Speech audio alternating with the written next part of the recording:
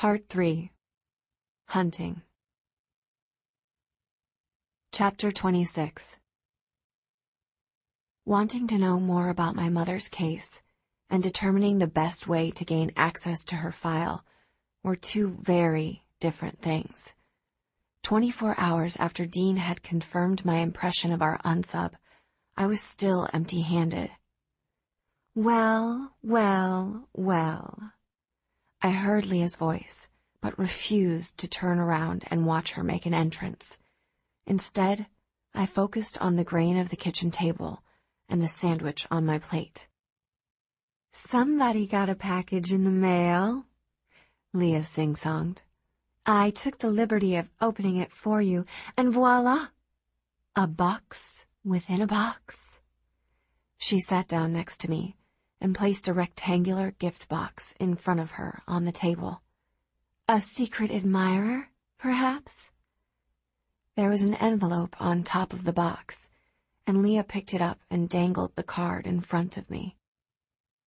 My name was written on the envelope, the letters evenly spaced with just a hint of curl to them, like the person who'd written them was torn between writing in cursive and writing in print. "You really are incredibly popular, aren't you?" Leah said. "It defies all logic. I assumed you were just the new shiny. In a program with so few students, it would be weirder if the new girl didn't draw attention from the opposite sex, but neither Michael nor Dean would have a reason to mail you a package, so I can only infer that your, shall we say, appeal isn't limited to people who live here." I tuned Leah out and looked at the box. It was matte black with a perfectly fitted lid. A black ribbon had been wrapped around the box twice, forming a cross shape on the front. In the center of the cross, the ribbon curled into a bow. "Did I hear my name?" Michael sauntered over to join us. "Don't you just hate it when you walk into the room and everyone's talking about you?" His eyes landed on the gift, and the smile on his face turned plastic and sharp. "Somebody's not fond of competition," Leah said.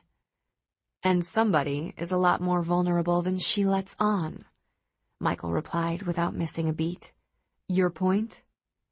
That shut Leah up, temporarily.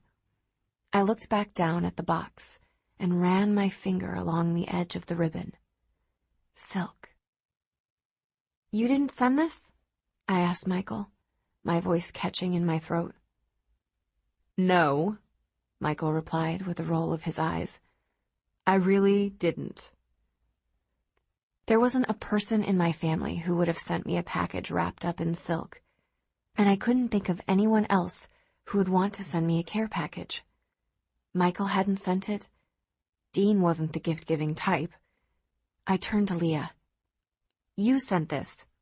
"Not true." She stared at me for a second, then made a grab for the card. "Don't," I started to say. My words fell on deaf ears. She plucked a plain white note card from the envelope and cleared her throat.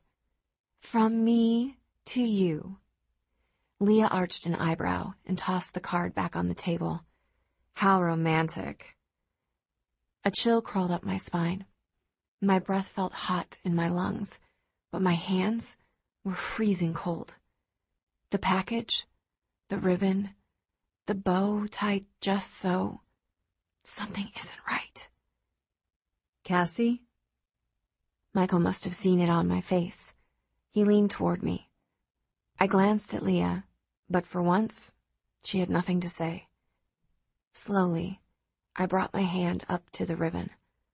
I pulled, and it fell away into a graceful black heap on the table. Now that I'd started, I couldn't stop.